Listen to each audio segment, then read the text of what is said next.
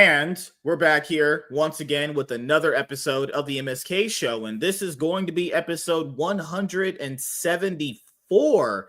So I hope you guys had a great day, and I hope you guys have a great rest of your week that is ahead of you. So in this episode of the MSK show, we are going to be doing a comic book review later on Justice League Unlimited #1. Then, for the only topic we have for this episode of the MSK show, we're going to be talking about Supergirl #1. It's going to be the DC All-In title for her because Supergirl has gone through several runs with a lot of different writers and artists throughout her character's publication history, but we are finally going to be getting a Kara Zor-El Supergirl #1 for DC All In. I actually planned on us doing, another topic, but then I realized to myself, the shows kind of just are even more better when it's just a review and one topic. That way we could just kind of focus on doing the review and then one topic because, I'm going to have a show with Lunchbox Warren on Thursday. We're going to be doing a comic book review and a topic. Then I have him again on Friday, which is the second week, comic book review, then topic. Then we're back again on Tuesday with comic book review and topic. So no need to overload on topics for these shows. Just kind of, one review, one topic. Tomorrow, we're going to end up doing a review on Bloodruth #1 for the Rippaverse comic books. I got my Bloodruth #1 today. I even opened it up on my comic book haul, comic book series for my comic book channel. So yeah, just be on the lookout for comic book reviews and topic shows. I know you guys really, really like this format. I actually have an interesting format that I want all of us to be there for. Because you guys know how we got Savage Dad, we have Laps, we have Lunchbox Warren. I wanted us to potentially try just one MSK show out on this kind of format. It wouldn't be a format we do all the time. It would be a thing called maybe Snake and Banter, where someone makes a good point and we talk about it. Someone makes a bad point, we talk about it. Or you could do it like Hot Take Point Made, where we bring up hot takes out of the comic book realm, and then we all kind of just debate on them and see if your take is shit, your take is great. My takes will always be good, even though they're hot takes actually. But yeah, just okay. That sounds like you. It sounds kind of fun, right? It sounds kind of fun. No, it would be. It would be fun to get us all together. I think. Yeah. So as you guys know, like I just said a moment ago, throughout this week, you got me and Laps today, me and Savage Dad tomorrow, me and Lunchbox Warren on Thursday, me and Lunchbox Warren again on Friday, panel shows Wednesday and Saturday as well. And this week coming up, there's going to be no Cloud9 podcast on Thursday. We're just going to be resuming that show with me and Mr. Blanks on Sunday. We're going to be doing a preview for First Stand, talking about the teams and their strengths and weaknesses, and pretty much just going over that. My God, guys, you guys don't know how much knowledge I have of comic books in my damn brain. I've literally at this point downloaded so much information. I think I'm literally Brainiac, but as a good guy. And not a Brainiac queen. I'm a Brainiac king, honestly. I have such a high IQ at this point. I'm literally Batman in that Omni chair at this point. There's so much information up here. I'll give you that one. That was a banger. I'll give you that one. That was fire. I'll give him that. Hey. But Laps Comic Fan has been working a lot, so he's pretty dead on the inside right now. So don't worry, guys. Yeah, my soul is gone. Shang Tsung got to me from Mortal Kombat of 1994. Oh, shit. My soul is pretty much just fried at this point. And people have asked me, hey, has reading this many comic books fried your brain? No, guys. Comic books has nothing to do with me being burnt out at all. Content creation itself never burns me out. It's actually a common misconception about me doing this. I never get burnt out with this, ever. I love doing this. Do you know how much fun it is for me knowing that every single day, mostly of the week, I can add in a new episode of my podcast? I've actually feel very, very privileged that I can do it, because some people's podcasts, they're only able to do it like once a week, twice a week, once a month. No, I am in a great position where I have a great group of people where we can literally do this pretty much every day outside of like Sunday, and that's awesome. But it's not really this that ever burns me out. It's literally just work and real life and paying bills. That's really just all it is. This is kind of like the outlet that I look forward to doing. The only way this would get overwhelming is if I kind of did it the style that I did it back in 2021, where we were doing like watch parties for like 5 hours straight, then doing podcasts, then going to sleep, then that was too much. But I don't. Yeah, no, thank you. 2 hours of you is enough for me. Wow. Wow. Waiting to I've been waiting all day for this. Oh God. But Last Comic Fan, he did do a live stream on his YouTube channel. And I told you, man, hey, isn't it kind of fun just doing a stream and just opening up the stuff that you own? It's kind of fun talking to the people. It's more fun talking to people than it is me saying, hey, look what I bought. That's what I said. Combine it with the live stream. Just the stuff that you bought. I like talking to people just because I like hearing differences of opinion. No, you like Michael. You said Michael, you're a good guy. No, you don't know Michael. Michael is tricking you into thinking that he's not an L generator, but he secretly is. How dare you fall for Michael's propaganda? Well, I mean, he's never said anything but nice things to me, so I only treat people the way that I want. Listen, there isn't this. I am not important enough in the scheme of life to have secret online operatives to try to infiltrate my retardation that I have around me. You're not gonna get much. This is what you don't understand, man. I'm in my 40s and I have this haircut. No, hey man, you don't know this. Come on now. But everyone that I bring on that's literally not me, they do this with everyone. They do this with all the women that come on. They do this with all the new guys that come on. They're like, oh my God, Laughs, he's my goat. He's my boat. He's the best content creator ever. Oh my God, so base, daddy. I'll get on my knees and suck your dick. They do that all the time for every single new guy. I'm shitting you not. Ever told me they were going to suck my dick. Oh, no. Don't be a menace. Just saying. You watch that. What? To where? To what menace? Good Lord. Your white card is showing tonight. What do you think I am? Look at me. I'm the whitest dude that you have on. My underarms are like paper. If I had blue lines on me, you could like write college reports on my arms.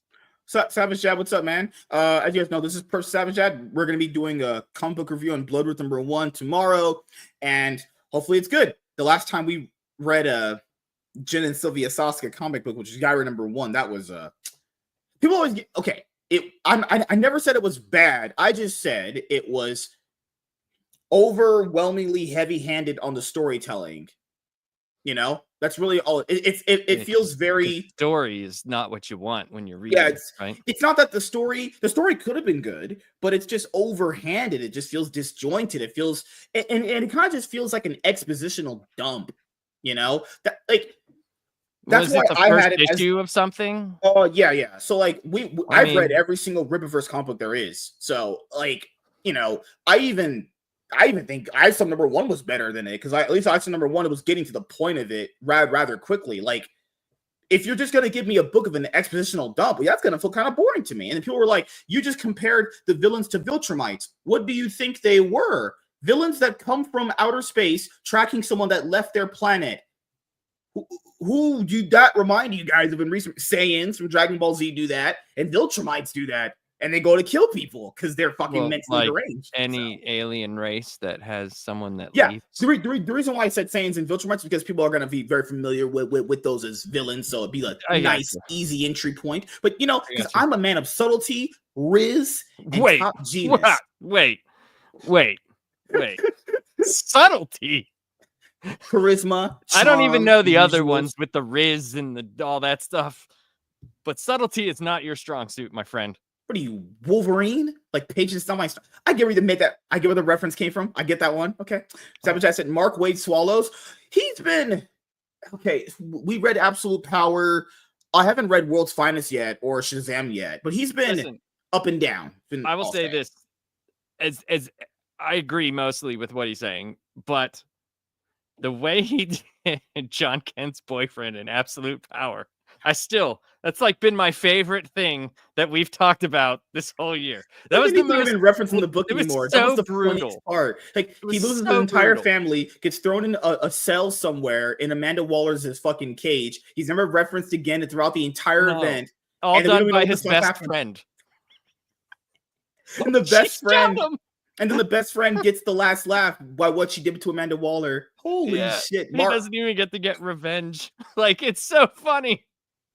It's so stupid. Oh god. Oh, that's good so stuff. Professor, what's up, Savage Jack? We will one day have the crossover of all the comic book guys in one show. Well, one day we have to plan for it. I think it'll be fun. The problem is, it's just your schedule currently is the reason why, because theirs is flexible to have on. If there was something like that, I would try to make sure that I was there. Yeah, we'll plan for it. Yeah. Plus, like, if we did something like every 2 weeks, I would 100% make sure I was there for that. I never restarted the stream this time around. See, we're making progress here. We started out great. I opened up Bloodruth as well. She's fun. Nah, you guys and your white dudes have this obsession with black women. I don't get it. Like especially Carmel looking ones, you know? But to be fair, it's black guys too. Black guys like white girls. James does it too. My friend, he's like, man, this black girl looks really good. I'm like, dog, you are fucking tripping. That girl looks bad. Like, not in the good bad, like the bad. Like, you look like busted. You look all bricked up. MSK has no bed. Lies. Why? Because the top G's always get to decide what goes on in the world, man. It's because MSK floats. I hate you. That's Laps and MSK. Laps with the good points and MSK with the shit points. What are we talking about?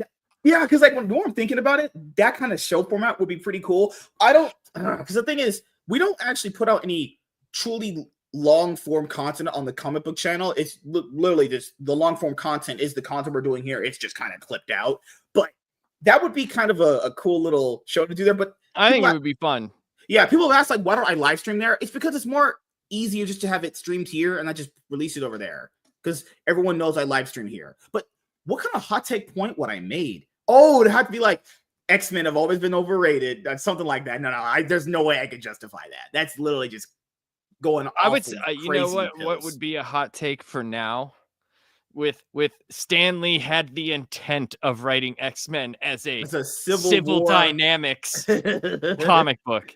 Because, back whenever he was, hitting on Jean Grey when she was 16, that was all sorts of civil dynamics. The fuck? Well, some people have had one. I think you guys will probably have this one. It'll be like, the New 52 wasn't that bad.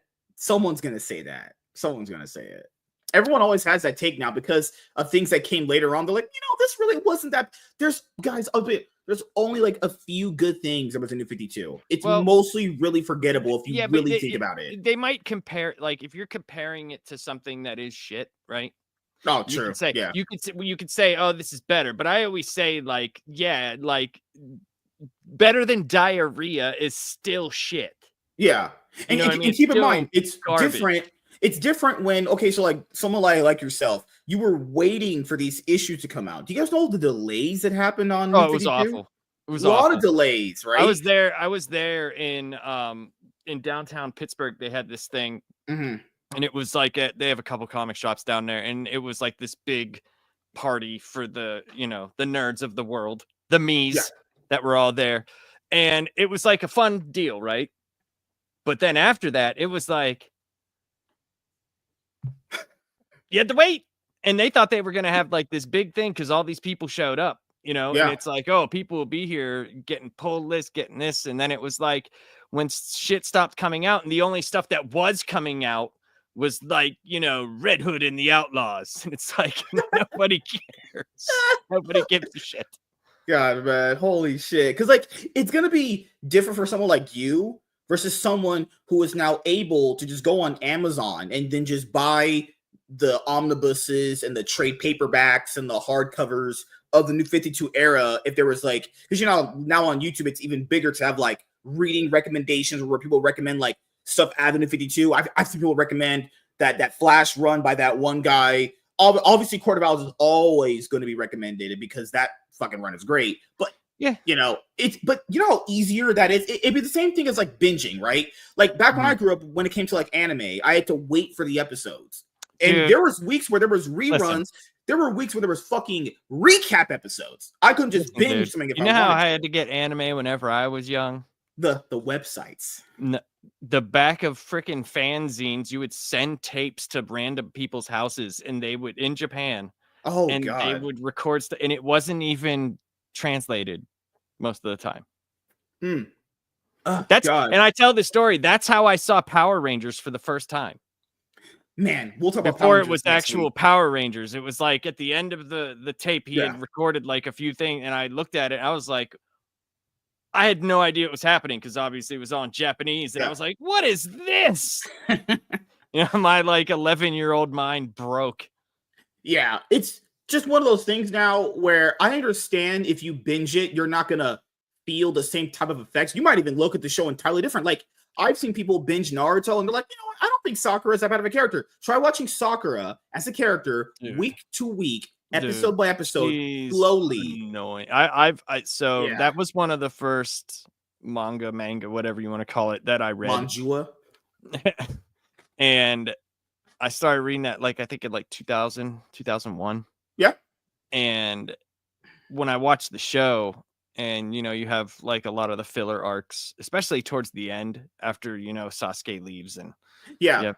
Like when they had like filler arcs of like the Star Village or like the Curry of Life and stuff like that, and you're just like waiting for the like, you know, you're reading week to week. You're reading. You're already in Shippuden. You know, like, the anime's already in Japanese, very far ahead. Like people forget, like the arc that Sasuke leaves. That's in volume 26 when Sasuke leaves. You could literally, because volume 27 in the manga goes into like the Kakashi Obito backstory. Yeah, that Gaiden thing. Yeah. But in the anime, after episode 135, you could literally watch episode 135. Just go to episode 220 to the very end of it. That's where it ends. Yeah, episode 136 to 219 is just even filler. Yeah, it's terrible. It's terrible. Yeah, they have one little thing. It's like 2 episodes near the end where they have like it's broken up, I believe. If you look at like the filler and it's like the last 3 episodes are pretty much, you know, that's it. Yeah. That TV box has more lore than the current DC All In. Hey man, they're going all in. I don't know what they're going all in for, but they're going all in for something. Get it? Nah, I'm joking. How's my man James's knee? I don't know. I haven't talked to him today. I was trying to let him rest. He had apparently broke his knee to a certain degree or really, really bruised it. Guys, I've had wrist pain, back pain. I think lower back pain was the worst pain I've ever had in my life. It wasn't even the more recent one was very bad, but back when the 52 came out, literally, I think when around a period of like death of the family, or was it, I think it was like issue, Jesus Christ, maybe like toward the very end, I was deadlifting when one of those issues came out. We're deadlifting. I shit you not. I was deadlifting and I hurt my lower back so bad. Or like bodies to have sex with. That's gay. It was in a school gym when I had weight training, and it was just that might have been the worst pain I ever had in my life. Wrist pain and lower back pain. There's nothing worse than that. Legs up was bad too, but oh my god, dude. I felt that reboot coming. Never. Yeah, I mean, because like when I look at you, I think that guy lifts weights. Back in the day, I used to be buff, handsome, and rich. Reading is good for you, ho. I doubt anyone asked you that. They never did. I just make up stuff in my mind and then say people said it, honestly. Even if you don't get burnt out, MSK, I think sometimes you need to sway the vacation. Vacations are for losers and raggets. Hey, YouTube is going to take vacations. I can take a vacation. I'm also a giant loser, so yeah. Next month, after the meetup, I should be taking a small little one. What meetup are you doing? The F&T one. But the problem here is, given the day... Given the day, room and have sex with each other. Wish it's gonna be a lot different this year. Like I'm gonna have way less time out there than I did last year. But I got to talk to James about that because I know the date now and the time. I got to talk to him about going out there and then potentially maybe coming back the same night. YouTube is gonna give him a permanent sway though. Oh no. common MSKL. Never. Laps is cool as hell. He's like the kind of friends I make IRL. I do wish some of you guys that I have shows with were around me IRL and we just kind of live in the same area. We would make great content. Like, it was crazy. If you lived out here, just say your life, you could live it out here with the family you have and everything. Literally, I wouldn't even do this on the web calls. I would just kind of put us in the studio we have downstairs. We would just do this kind of like in person next to each other physically, that would be way better, right? Because downstairs, James has a studio where literally, how people make like that studio content with the lighting and everything. We have that. It's downstairs. I just have to ask him to set it up. Yeah, but it's so cool to just be in front of someone and be like, I know what you mean. Yeah. Man, God, like the way John Campia does it in his show, in his house, where he brings Robert and all the people over. MSK, my LG. What? No. I'm top G for a reason. The Rippaverse is mid. I'm shocked. I've liked 3. I've not hated a book so far, but it could just things could be improved. No more expositional dumping. That's the problem with the first 3 books. They're just expositional dumps, overhanded. But I'm not saying they're all bad. Keep in mind, just because, oh my goodness, omnibuses. I got this one, the one that Wait a minute. The one that what's his BS Warren told me to get. So I bought that while we were live streaming. Are you saying we're twins? Yes. You are Danny DeVito to my Arnold Schwarzenegger. I'm more like Batman. You're kind of more like Airwave, but it's okay. We'll let you have that title. If you guys, right. For anyone that likes Thor, J. Michael Straczynski's run, this is the new omnibus you need to get. There's a skinnier one you'll probably see on eBay. Yeah, I don't get that. No. I'm not saying you don't have to, but this is the way more better. There's much more stuff in that one. Yeah. Also, that original one is very, very overpriced compared to the newest one that came out. I like the original cover where he was like that pose, but that cover apparently sold out because it looked very, very good. So let me go put this big thing back up. This is huge. Give me 1 second, guys. I'll be right back. Yeah, I just opened that today. Okay. Too many omnibuses I have now. It's crazy. I've never read an omnibus before. I have them all. Yeah, so I've only read trades and hardcovers. My wife bought me this really cool tray that I could sit in bed and it goes over my legs and you can actually incline it so I can read the omnis, which is nice. MSK is made of jizz, confirmed. Nope, that's really, really gay. Well, I think I am. I mean, I think that's how it happened. I'm pretty sure. It's not an obsession. She's just a good-looking woman. That's a lie. I don't really give a shit. Oh, why are you so mean to me? Man, punish me, daddy. What their skin color and her hair color or many of her attributes are women that look good. Well, dude, she's black. She doesn't have real hair. She probably talks like a dude, and she probably talks about weaves or some shit, or talk about fighting Janiqua or something like that. Damn, Blood was Michael, stop it. No. Your shit take would be saying that Raimi's Spider-Man 3 is a bad movie. It is. It's not a good movie. I don't think it's that good. Is it bad? It's Batman got and Robin great bad? Dance moves. It has good emotional moments. That's what it has. Dude, you want to hear something funny about that? I can honestly say that I don't remember really anything from that movie. That's how you know it wasn't good. Except that Topher Grace was in it. Mac and cheese tastes like shit. I'm just putting it out there right now. That is depending on what type of mac and cheese you like. Homemade mac and cheese with real cheese is good. MSK, let us pin stuff and make polls. You can. You guys are the moderators who can. You should be able to. If not, then I'll just change it after this show. I'll just give you the power to do it. MSK keeps his porn in the TV box. James break his knee on your invisible bed in your room. That just don't make no sense. I don't know what happened. He just came on the show yesterday when we were playing League, and he was like, my knee hurts. This man's had his back thrown out, knee hurts. Keep in mind, he's a plumber, so they have to get on their knees pretty consistently. So his hip and his back and my neck. Oh, God, I've seen plumbers literally wear those iron knee pads because plumbers are always on their knees. Oh, goodness. I couldn't do it. I'm not trying to do that. Love me some man-on-man action podcast face-to-face. This is gay. Miss K, did you sell the new PC? Yeah, sure I did. Wink, wink. James is just an old man now. Yeah, there's no option for me to pin stuff and make posts. Yeah, I'll just change it after the show. All right. We're gonna get into this in just a moment here, but overall. So how did you like the first issue of Justice League Unlimited coming off of that DC special? Special? Do you know what special you could give me right now? The Angel Reese special from McDonald's, a barbecue quarter pounder, orange drink, and medium fries. So it's totally mid, just like her game. Mid. She has game. Ah, shit. You know what's crazy? McDonald's sponsored a black woman, and her promotional burger is barbecue. 100%. 100%. They did. They totally did that. Caitlin Clark, the more popular player, doesn't get sponsored, but Angel Reese, who is certainly one of the women of all time, truly just a woman of. She definitely talks a lot. She does. That is 100%. She's like, everyone sexualizes me as she posts like half naked photos on Twitter. I look at her and I'm like, I bet she takes really big shits. But her fucking pussy stinks too. Most black women's vaginas just stank, man. What is with you? What have you not noticed that when you're around black women, like in Walmart, they stink? They just fucking smell, dude. I swear to God, man. No, I have never noticed. Oh my that. God. I don't go around smelling people.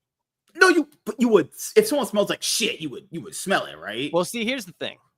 Usually, whenever I go out, it's like an event for me because I'm leaving the house. People see me and they're just kind of like, I don't want to be around that guy. I have what's called a very punchable face. People look at me and they just want to hit me in the face, especially when I start talking at them.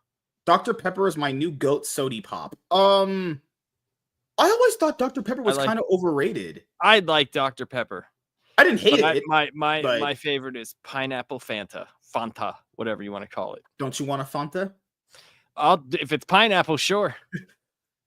I will say this, not just the fruit of pineapple, but anything pineapple related, like ice cream or flavored drink. The pineapple is always so strong it overtakes the actual thing it is in. Does it with pizza? Does it with anything liquid? Why would you put pineapple on pizza? Why? I don't know when people do that. Why? I was thinking about that yesterday. Fruit and cheese. Literally fruit on hot melted cheese. Okay, you do know that tomato is a fruit, right? Yes, but what? Wait, is a tomato a vegetable? I thought it was, it's right? A fruit. It's considered a fruit now, like officially a fruit? Like it's always been a fruit. I thought it was always a vegetable. Okay. But tomato sauce goes with the actual bread and the cheese. I'm like pineapple. Anytime you eat anything pineapple, it overtakes the thing. It's just so gross to pair up like cold ass pineapple soda, right? What is the pineapple overtaking in that? No, but you feel the strong pineapple. The pineapple is overtaking the drink that it is? Dude, there's pineapple versions of these. Anytime you drink a pineapple one, it feels just strong. I don't know. It feels like it's coming in my mouth pretty hard. See, I've never had that experience, so I can't compare. Yeah, you never had something come in your mouth really hard? Me neither. I'm not a homo. Well, you just said it. First of all, it was a girl. They can blow their loads too. No, she's just pissing in your mouth. That is exactly what happened. Oh, God, jalapeno. I'm coming. Just dodge. Just I dodge it. Right all I have super speed. I'm like Clark Kent in Smallville, where you see something coming at you, you just dodge it right then and there. I just don't get pineapple on pizza. I think it's just disgusting, honestly. If someone had, it's not my thing, but I mean, do it. Look, do you like Supreme pizza, like with like that pink celery and like fucking pink celery, olives too on it? You never had Supreme pizza? I don't know what pink celery is. It's like fucking hell. You never had Supreme pizza at all? Like, I mean, like with peppers and stuff, like peppers, onions. Yeah. Is that pink celery? Peppers and is it pink celery? I don't fucking know. Is it onions? Jesus Christ, my brain is fried. I mean, it could be red peppers. I never had pizza with that, but God, my pizza has to be Canadian bacon, sausage, pepperoni, Canadian bacon and sausage. That's really good. I just make pizza at home. So I just sauce, cheese. Do you know what actually tastes like shit and frozen? Some olive oil. Speaking of pineapple and pizza, the last one we'll talk about before we go into reviewing of the topic, actual frozen pizza tastes usually always bad. Like when you heat it up, even when you heat it up in the oven, it just tastes bad. You know? Dude, I like the Schwann's single pizzas. Those are good. No, like out of all the frozen pizza brands, like which one, like even if you heat it up in the oven and you heat it up exactly what I tell you. Most of them are not like comparatively to horrible aftertaste. Have you noticed? Aftertaste is terrible. You have that stuff in your mouth. Ugh. Good. I don't know. I don't really. I mean, my diet I usually, my wife, whatever she's cooking is what I eat. So I don't like being surrounded by meat. Most of she knows what I like. So there's a lot of steak, a lot of chicken, potatoes. Your wife feeds you good. My wife just doesn't exist at all. Well, my wife is pretty awesome. So I mean, like that's I cannot complain at all. James likes pretzel related stuff. I'm not the hugest pretzel guy. I don't hate pretzels, but I don't go out of my way to get pretzel related things. Definitely like the deep fried pretzels with beer cheese. That shit is. Isn't that a movie theater thing or a carnival thing? I don't know. I mean, do you go outside and exist in the world? No. I mean, I go outside about 3 times a week, and it's to go play basketball. You play with black guys? I play with who's ever at the gym. Oh, gosh. If they rob you, just saying I told you so. That's all I'm going to say. I mean, dude, where I live, like, everybody is kind of the same. Like, we are mountain people. DiGiorno's was good that one time I had it, but it was only fresh out of there. Yeah, I've had the big, like, DiGiorno ones. Yeah, I know what you're talking about, the round ones. Yeah, literally, unless it's out of the oven and you eat it, it's bad if you just let it sit there. All right, let's get into this. We're gonna have a Giga fresh hot banger. There you go. Now you're starting to get it. And then when it's in my ass, it's gonna be a Giga banger, just straight up pounding me in my prostate to make me come out of it. I hate you. God damn it. And you know what? This is Unlimited Justice League, and I'm gonna make this girl have unlimited orgasms. Dude, this Justice League team sucks. Okay, we'll get to it. All right, let's get out the Giga bangers. Hey everyone, I am Black, and I'm ready. You did it. I didn't do anything. Okay, I'm drunk. Okay, let's go. Hey everyone, I am MSK, aka Master Swag King, coming at you guys today with another video. And if you guys are returning viewers or new viewers, then please consider subscribing to the channel if you have not already. Leave a like on this video if you enjoyed it and comment down below. Also, make sure you guys hit the notification bell. That way you guys can get notified on whenever I upload a brand new video. And in today's video, we are going to be doing our comic book. Wait a minute, hold on. Do you have something on your head? I just noticed your haircut. You look like a white guy. I thought you were going to grow your hair like long and be like one of those punk rockers in like the 90s. What? All right. He did not. What's happening right now? He didn't get my joke. It's okay. It's okay. How is that a joke? Why are you yelling at me? God, it's okay, man. Your white rage is coming at me. Listen, I have a lot of repressed rage. Don't worry, man. I'll calm you down. It only seems to happen on Tuesdays. All right. Let's give you guys a great review here. Hey everyone, I am MSK, aka Master Swag King, coming at you guys today with another video. And if you guys are returning viewers or new viewers, then please consider subscribing to the channel if you have not already. Leave a like on this video if you enjoyed it and comment down below. Also, make sure you guys hit the notification bell. That way you guys can get notified on whenever I upload a brand new video. And in today's video, we are going to be doing a comic book review on Justice League Unlimited #1. So, as you guys already know, the Justice League is one of the most iconic superhero teams in all of comic book history. When you think of DC Comics, you think of Batman, Superman, Wonder Woman, The Flash, Green Lantern, and you always think of the Justice League. Everyone always talks about the Justice League animated series and Justice League Unlimited cartoons that I actually had as a kid growing up because they were fantastic. It really showcased all the DC heroes at that current moment in time, really working together and having a great time with each other on screen. We later on got several like DC animated movies for the Justice League. We got Justice League War, which is a lot of people's favorite one. That one's also really, really good. And in the comic books, they've had a really weird history if you really look back on it. But to kind of go up to what happened recently, Labs comic fans' favorite comic book event, Dark Crisis, or later on to be called Dark Crisis on Infinite Earths. Yeah, not original Crisis. No. They upgraded it. They did that, like, I think it was like issue 5 or 6. They made it. It was like this big thing, and it was just Dark Crisis, and then when the Earth came back, and he was and he was like, they're back there, like on Infinite Earths. You're like, fuck this fucking comic. So the Justice League has always been a mainstay of DC Comics forever, ever since they started. And literally Justice League. With the dawn of DC Initiative, guess what they did, guys? For the first time in DC comic book history, for a new initiative being launched, they were like, you know what? Fuck that Justice League group. We're going to give you guys the Titans. They're the new Justice League. It's like, yeah, no. I like Titans. I do. But it wasn't good. It's like, no, they're not the Justice League. You've been preconditioned to have the Titans take on Titans level villains. True. And I just don't like where there's nowhere that they could go in that comic. Yeah. Like you need the Justice League to be the actual Justice League.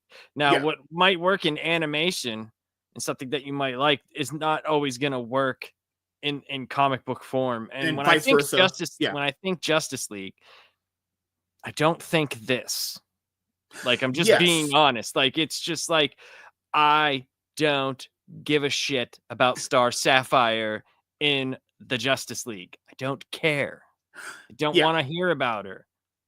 I want the Trinity and Flash, Green Lantern. If you want to use Red Tornado, fine. That's fine. And Martian Manhunter can be there if you want.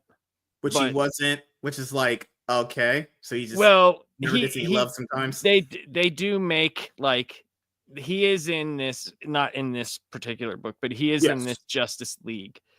And he leaves, and I think that they're gonna like do something. I'm wondering if his limited absolute run, because I hear it's not going to be a full run. I think it's like a 6-issue thing, or how many ever. I think that's going to be how they kind of bring together some of the things that they left open in the All-In special.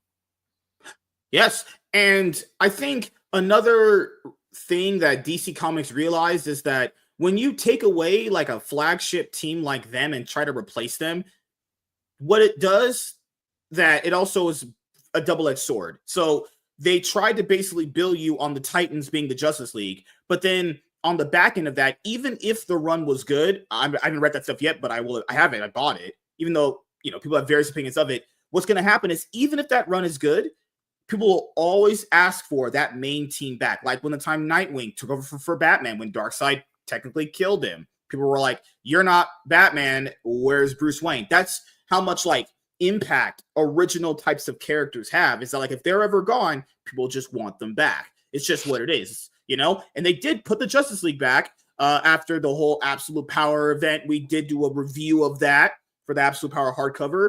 I would recommend going and checking out that video if you haven't seen it yet. That way you kind of can understand what happened when they broke up. We also did a comic book review on DC All-In #1 when the group came together for that first part of the book, and the second half was forming the Absolute Universe, even though you had like literally no previews of Absolute Batman, Superman, or Wonder Woman, even though that it was billed literally in the promotion material that you would be getting preludes or promos to Absolute Batman #1 and Superman, Absolute Superman, and Absolute Wonder Woman #1 issues as well.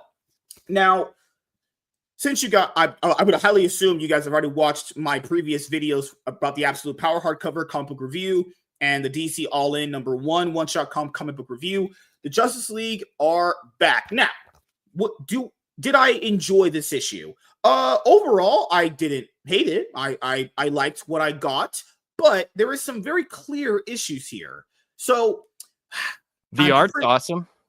Dan Mora has that effect on people. Literally, he might actually be able to trick you a book is good because his art is that good. So from the Justice League animated series and Justice League Unlimited, if you just watch those cartoons, I'm not saying you need to read comics or anything, because I know a lot of you guys don't read comics at all. You just kind of watch only movies and TVs and animation. Sure, fine. You saw how useful every single member of the Justice League really was. But this concept could not really exceptionally play that out in the long haul, because they're not doing it in the way that made that show work. Now, as Lap just said, sometimes comics to television and vice versa doesn't work. But what they should do moving forward, because people have said the later issues just kind of get worse and worse. I don't know. We'll have to review them when we cross that bridge, right? What's better is if you would need to kind of focus on one character and build that character up, along with having a dynamic that makes another character worthwhile too. So like Hot Girl and Green Lantern from the show, something like that. Supergirl and Batwoman, just dynamics like that. Build those up with the group dynamic. But well, they have a massive problem. Like when you bring all of the heroes in, you're also bringing in side characters from main character books, but you're also bringing in characters that don't really have a history. Their history is told through side pages and other things like that. Or like, say the one guy, like the Green Lantern or Green Arrow, had a mission and they were joined by whoever. Yeah. And that's how you tell that story. The main problem that I have is you leave the Justice League out of your continuity for like a couple of years and you bring them back. And instead of bringing back the Trinity and the main team for a little while and have them like do their thing, and they could do this and make it the big Justice League, do Unlimited if you want to do that. But they took zero time to do it. It was just like, okay, everybody, here you go. Yeah, they told us and they didn't show us. Yeah, which is a huge problem. Yeah, that was one of the smaller issues that I had with the DC All-In #1 one-shot special. And this is like, okay, if you're gonna try this concept out, they did it before with the cartoons. Those are great, and it worked because you got a chance to see the characters built up, at least the main ones, in their other shows already. Like you got a chance to see Batman and Superman in their own thing, Batman Beyond in his own thing, Static Shock in his own thing. So when you did kind of see them later on in the shows, it's like, okay, I understand this character. Now, the issue that comes up with the book, and I brought this up with you on the other ones that we talked about with DC, is there should be a clear focus on which character gets the main focus based off, like, I think, pedigree, right? So, guys, in the book, they tried to build up Star Sapphire. You guys know who Star Sapphire is. That's one of the villains for Green Lantern. It's his girlfriend. She becomes a villain at some point in their continuity.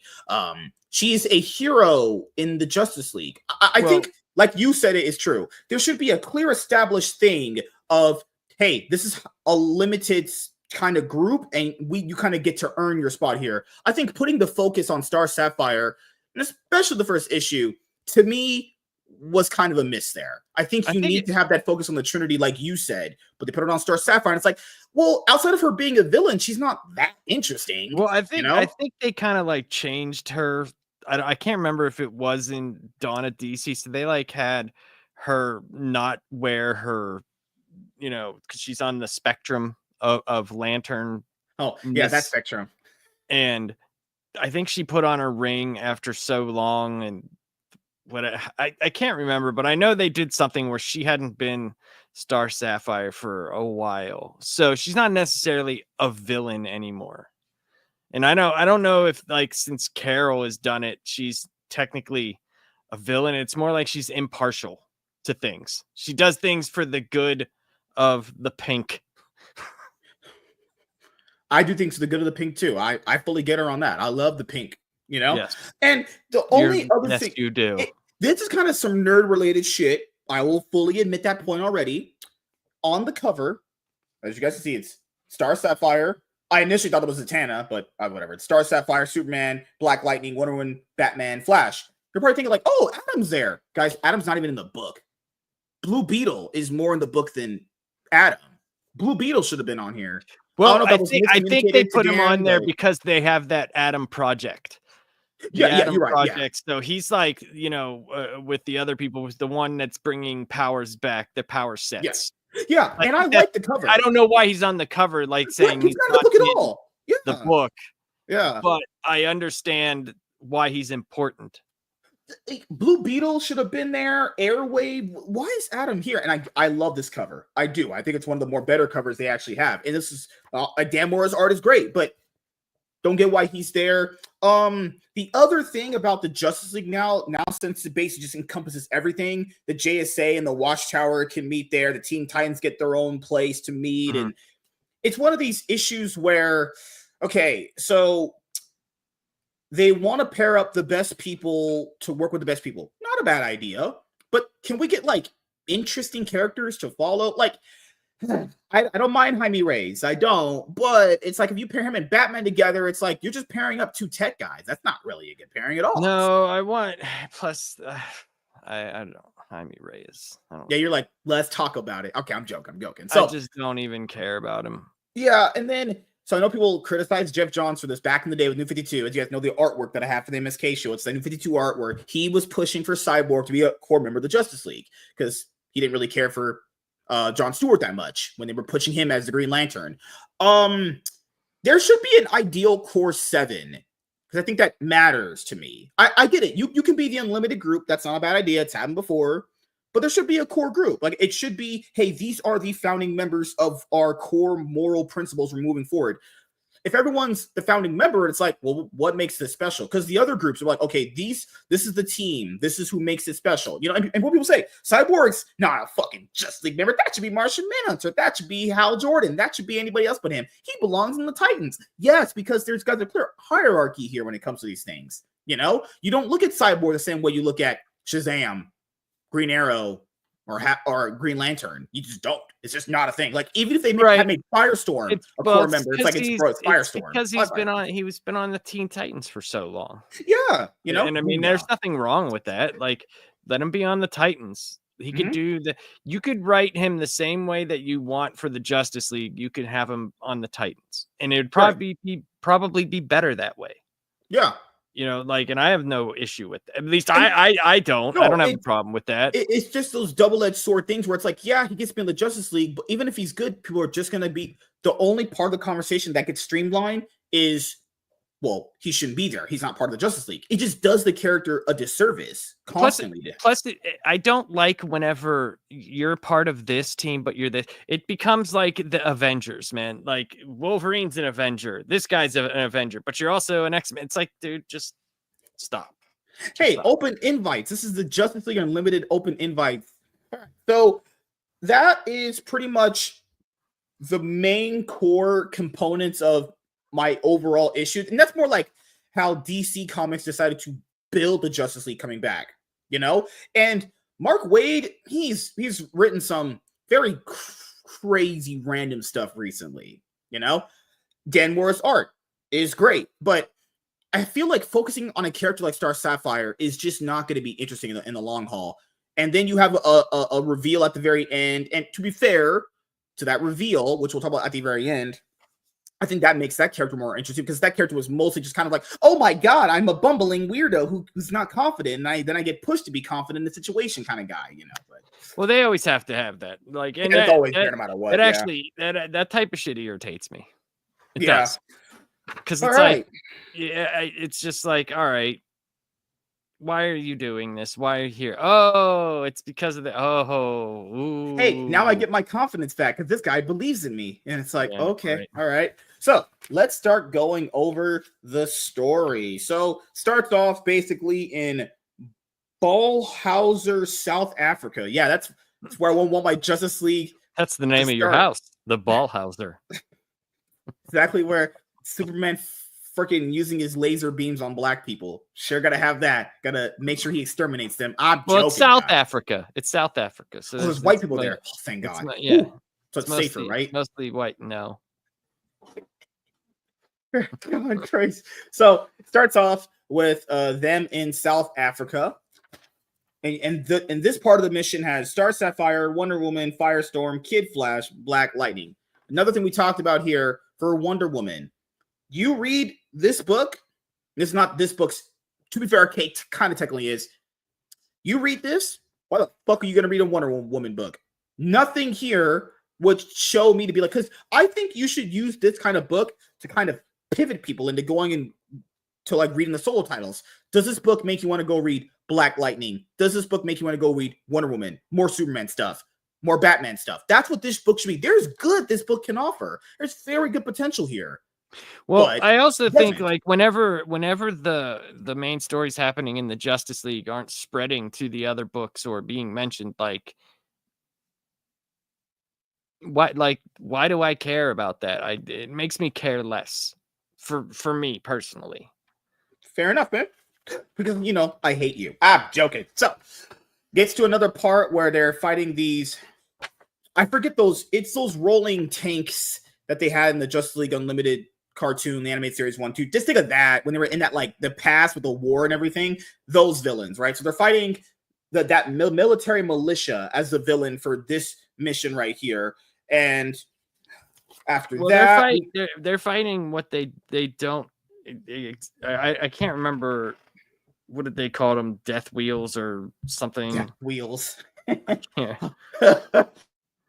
I think that this one's called. Aren't they called like the Inferno or something? Yeah. Later on, we do figure out that they're called the Inferno Group or something like that, right? Yeah, there's something stupid. So right here, after that, we get a nice double-page spread, very similar to the Justice League Unlimited cartoon. They were really trying to tackle on that branding of like, hey, this is a brand that people like as a kid because it showed it very, very well. We have to make sure we're exactly like that. But that's the problem when you have that happen, because when you try to be exactly like someone else, you aren't really being yourself because there's no way to kind of differentiate you from that, actually. So I have nothing to say. I have absolutely nothing to say. I was setting him up for a slam dunk and he left me. I'm joking. So, okay. So Airwave, as you guys saw in Absolute Power, is that, oh my God, I'm here, guys. I'm just doing stuff. Can you believe I'm here? Skibbity doo. Golly gee willikers. He's like the old 60s Robin, Oh my goodness. And Flash, takes him on a trip around the Watchtower, basically showing him different heroes. To show us what the Watchtower is now. And you get basically what I said the book should be doing more of, but you did get it a little bit. You got it with the question. It's like, hey, you know who the question is? He got his own DC All-In title as literally no one. She. Is it a she this time? Oh, fucking hell. Yeah, it's Montoya from So you have Batman. Continuity. He shows Airwave, the JSA can have a meeting place here. The Teen Titans can have their own meeting place here because this is an unlimited access team with a huge watchtower. They are pulling their strengths together, their strengths and numbers, and they can always pool their powers together to make good happen in the world. That's I'm not saying it's a cheesy slogan. I like the slogan. I thought it was kind of cool. But they have Red Tornado as their AI, because when Airwave's in there, there's all like he's overwhelmed because it's like I'm this little nothing of a hero, Then Aquaman's running by him and all these. It's like very overwhelming. And Red Tornado is their AI, calling out all these subset members to go to certain missions. So they use each hero that they have access to combine their powers with other heroes that would make them more formidable as a team to conquer whatever mission is best suited for their power set, which is perfectly fine. I'd rather have that than not have a Justice League at all. Yeah. Well, I'd rather have them actually, like they told us this, than we're just teaming these people up together for said reason. But they never actually explained why. It's like, okay, why does this person get to fit this mission more? It's because no, I understand that. I get that. Yeah. But they only do it with Airwave because I remember later he says, your power isn't suited for this. Yeah. Or whatever. But yeah, I know what you mean. But that might be too much exposition in the first book. Because there's a lot of exposition already here. Yeah. Yes, but there's a lot of stuff going on, like with all the team. They're trying to show you how exciting and how much things they're actually able to do, as opposed to this one league fighting this one problem. Yes. There's all sorts of problems all over the place. I felt like the pacing was rather because sometimes when I read comic books now, pacing can be all over the place with a lot of these books. I felt like the pacing here was too fast. It was very things fast. were just getting, things were just happening at like just fucking for a 30-page comic. It was very quick. It was very quick. Yeah, like honestly, I didn't feel like it was 30 pages because sometimes when you read 30-page, 40-page comic books, it's like, oh my goodness, this is going to be a little bit of not a drag, but you can tell it's got to be, if it's not paced reasonably well, oh my goodness, words, reasonably well, then it feels like just it's a slog through. So after Flash shows Airwave around, basically they call Superman, Wonder Woman, and Kid Flash and Firestorm and Black Lightning and Star Sapphire to go to South Africa, which we see at the first part of the book.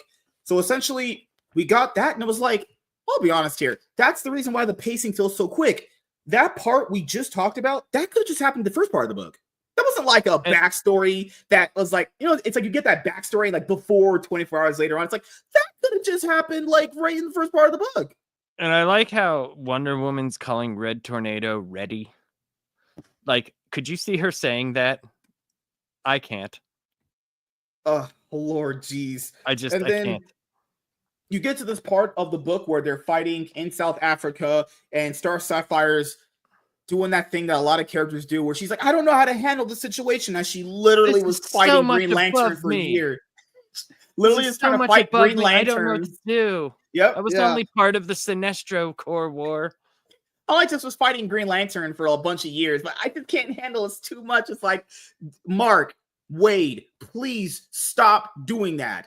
Oh my God. He does that all the time. He's like, this girl can't handle this. She has to be helped by men. That's fine. She can be helped by men, but don't act like Star Sapphire is like some fucking brand new hire on the job. She can't get, she can't do anything by herself.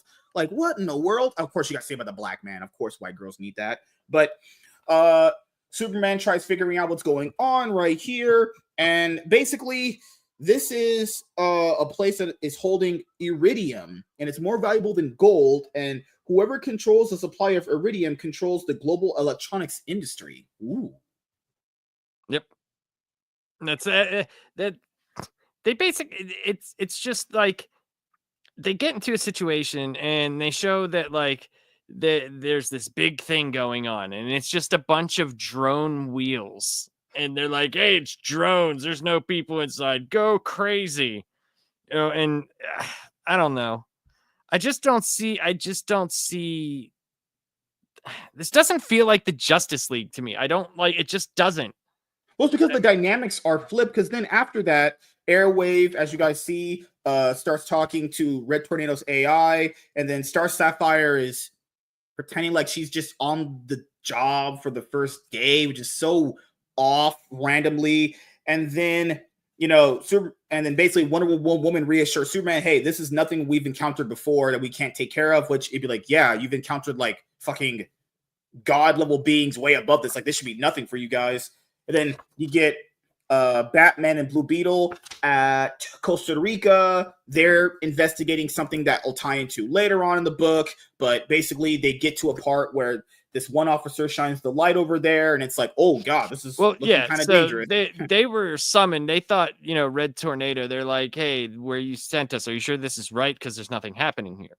And this police officer is like, hey, we're the one that summoned the Justice League. He's like, you can't see what's going on, but trust me, there is a massive problem going on. And he talks about this creature that has been snatching their children and bringing them into the jungle, never to be seen again.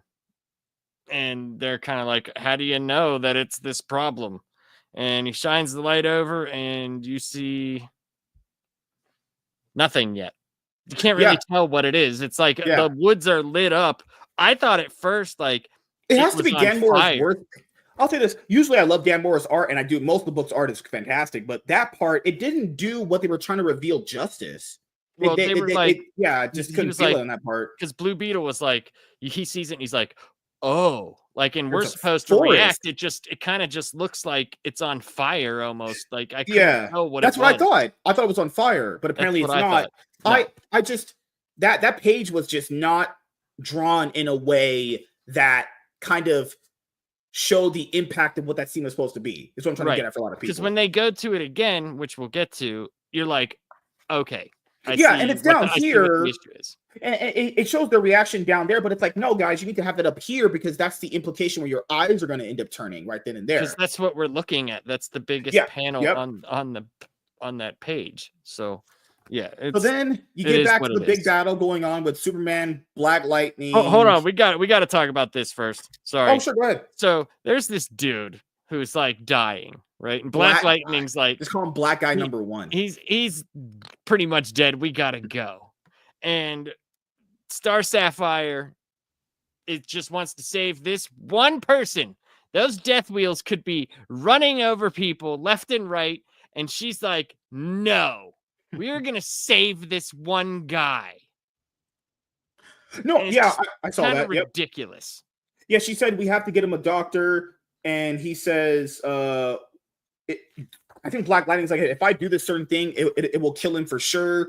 And then Firestorm is basically trying to shield more people. Like Firestorm literally is shielding a whole bunch of people from getting attacked. Like, and she's just sitting there. I get that one guy. Like that happened in Invincible episode 2 of season 1, where Mark is so concerned with that one grandma that like got hurt really bad. Everyone else in the city is getting attacked. I get that dynamic because that happens, but it's one of those things where it's like. Not when there's two. I'm not saying let the dude die. That's not what I'm saying. Oh, no. But there's an immediate threat where one of your heroes is being very overwhelmed, and you have two people that are just with this one person. I'm like, and I understand. She sees a wedding ring on his toasted arm, and she's like, "Oh my God, he's married." So she gets it in her head because the Star Sapphires, they can manipulate life force and love. Yeah, because Black Lightning said if I bring her here, I can heal him. And it's like, I haven't read the new Black Lightning All In stuff, guys, yet. I've bought the issues randomly. I haven't read that, but it's like, okay. No, she says it. She says it. Oh, she says it, right. Tells it. Yeah, she says, right. My bad. I can heal him if I could save him. Does anybody have ID? Star Sapphire brings up that she can heal him if we call out his wife and get her. It's like, okay. Right. So that's the problem. Because overall, I didn't hate the book. I thought it was fine. But she is annoying. Like, bro, this is what I hate. Why did Mark Waid write Star Sapphire as if like she is some? I could understand if it's a new person on the job first day. I fully get it. This is a seasoned villain here. Well, I think I don't think she's a villain anymore, though. I don't. No, but like this is the one that's been in battle constantly. This lady seen what Green Lantern can do. This is not like a fucking new person. Like, so I think the thing is the reason why like she wouldn't leave him is because of the wedding ring. The Star Sapphires are all about love. So like, that love. Well, here's the thing: that love, like, trumps anything else that she wants to do. She sees that and is like, I have to fix this. There's love in the air. And that's how they get Airwave involved. Yeah, they get Airwave involved, and then they're able to kind of pinpoint the wife character. So, they're looking for the wife, and what he does is he uses, since they have no phone service, he can use the phone and create basically cellular phone service. So they're calling out to the woman, and they find her in this crowd of people. And she is brought to the man. And then he does end up getting healed. Yeah. Meanwhile, Sapphire, Firestorm and Kid Flash are literally like doing the brunt work here. Superman and Wonder Woman are like literally taking out these tanks and shit. And these two are like, okay, well, I understand, save the one guy. But it's like, I would have given more emphasis on Superman and Wonder Woman and Firestorm and Kid Flash than the emphasis on Star Sapphire and Black Lightning, because I think it comes out better that way. Here's the thing. It just shows you like it's the first issue of this giant team, right? And the main problem that we're dealing with is freaking two people, one real person trying to save one person. Yeah. Then you get to the part where Superman grabs a device out of the wreckage of that military militia they were fighting, and it does it. It's like one of those things like in Star Wars. You pick up the little machine and it gives you a message, and it comes from like these 5 people in cloaks, like Organization 13 from Kingdom Hearts. Look at that kid, fucking fuck monkey. Does it like right there, and they are called, we are Inferno, for we are the fire that transforms. So soon, We will be the power that dominates the earth, and every nation, every person will beg us for mercy, release from their endless suffering. And he basically says the Justice League are going to stop them. Now, I will make sure I point this out. The Justice League is literally comprised of some of the most strongest characters in all of comics, right? If that group doesn't have superpowered villains on it to the degree of the Justice League, that is a fail. They have unlimited members in this Justice League now. So many different heroes, so many different power sets and everything at their disposal. That better be a strong villain group. Just saying that right now. That's not a strong villain group. That comes off as bad. I'm saying it's all set up there. Just like Jonathan Hickman, all set up. Let's see if that setup pays off for Mr. Mark. But after that, we get Batman and Blue Beetle. And they were in what's in the woods. It looks like a bunch of plants that are eggs. Looks like alien pods. Yeah. And then Batman's like requesting backup, and it's like, yeah, guys, pairing up Batman with a superpowered hero would be a lot better to help him off with. And then Batman's like, I think he has probably the best line in the entire book. Send in some hitters. Yeah, I'll give him that one. That was a banger. Okay. There's got to be more to this than what meets the eye. We're not gonna he literally was like, send some hitters. We're not gonna last long on our own. Okay, Bruce, you was cooking there at that line. Okay, then it just goes back to Star Sapphire. Oh, guys, she's injured. She hurt her arm. Oh, poor baby. Better get to med bay. And it's funny because like after this is where the big crux, the big reveal. What's a twist? M. Night Shyamalan style. Yeah, so apparently, guys, it gets to the part where Airwave goes in his own airbay to rest or whatever, and you're like, huh? Like, what the fuck? He's like overwhelmed because he saved a life, and these people actually care about him and like him. So Airwave is crying. They're so nice to me, all of them. They accept me for who I am. Nobody's ever trusted me like that. They have no idea what that means or how helpful that is, since I'm here to kill them all.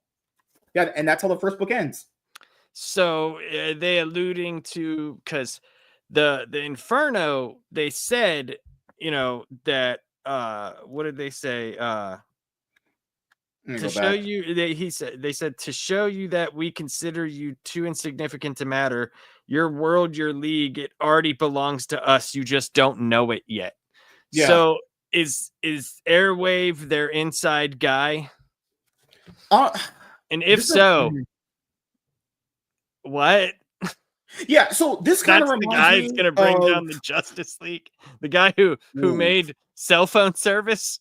Like, this reminds me of My Hero Academia when you get that reveal of like the person that was kind of like All for One's inside person, and it was like, is this guy the whole time? Well, yeah, it's very similar to that. It's literally almost the exact same. It's like, if you're gonna do that, could it be a more of a cooler character to do it with? Because it's like, that's the only thing that makes Airwave interesting, is that he's gonna betray them at some point. Keep in mind, he's inner monologuing to himself. Or is he gonna end up and then tell them, I was sent here to take you down, but I love you guys so much that here's what's gonna happen, and that's how they defeat the Inferno. Oh God, man. So also in this book, if you get it, Justice League Unlimited #1, you get the also featuring Batman Hush 2 Prelude, and that's by Jeff Loeb, Jim Lee, Scott Williamson, Alex Sinclair. I'll be honest here, outside of just skimming through the art, I didn't actually read the panels, I'll be honest here, because I want to save all that for Hush 2. Because it's going to be there anyway. I just skimmed through the art, skimmed through some of the dialogue. This looks great. I mean, guys, it's Jim Lee. He's going to do good art. It's just what he does. It's going to look great. Yeah, it's going to look great. But that's the thing, is like, they were trying, I think when this came out, they were charging $5.99 for this, because you get that 2-page extra Batman Hush 2 Prelude. And it's like, did I really need that here? I get it. Justice League is going to be a big title. Everyone's going to end up buying because it's Justice League. I get it. Yeah. But it's like, you're going to upcharge to give me basically 2 pages? I don't know about that. I don't really like that kind of stuff. It's like, just end the book then. Yeah. Or just do a regular basic ad of like, hey, Batman Hush 2 and Batman issue 158. Go pre-order, go buy your local comic book shop. Just that is fine. You don't got to charge people extra for that because this is not really. I mean, or they just could have did like one black page with some dialogue, and then you turn the page, and it's that last get the ads Hush right here. It's that last Hush drawing, you know, that they and that would have been fine enough. And I'll say here, perfectly fine. The comic books that I have been reading recently have gotten way better with ads. I'm really not the huge fan of like an ad as a break in the middle of your book. They've been putting the ads at the very, very end. I even criticized Rippaverse for that too. It's like, man, no ads middle part of the story. I want to read the story all the way through. Put every ad in the back. And they've been doing that really good recently with DC. But yeah, I don't think I didn't. Because the thing is, everyone's gonna read Hush 2. We're gonna read it. We're gonna read all the stuff before. We're gonna do Hush and Hush, Heart of Hush and everything. It's like I'm not saying I hated it, guys, but art's great, but it's like it doesn't need to be here. It's just there as extra pages to getting people psyched, but it was so far ahead of time though, because you got to remember they're already on issue 4 of Justice League, so it's like that was so far in advance. That shows you how long Jim Lee has to do stuff in advance for the book to even come out. It's got to be like 9 months in advance. So I mean, like overall, I didn't think the book was terrible. It wasn't awful. It's just for the Justice League coming back after being gone, it's like, I don't know, man. Like maybe it's just I'm adverse to change when it comes to certain things. And I look at the Justice League as opposed to being the best of the best. Like they're supposed to be the best. You know, they had so many years where they weren't good, and then they got better, and then, you know, you go away, and this is supposed to be your big comeback, and this is what you get. And it's like, and not saying they had to, but why even put this in there that we're supposed to take the Justice League down from the inside when there is a giant story that you literally put in the one shot? We don't see Booster Gold. We see nothing telling us of the absolute universe. We see absolutely nothing. And that to me is a disservice because we're already 5 issues in to Wonder Woman, Batman, and Superman later this week.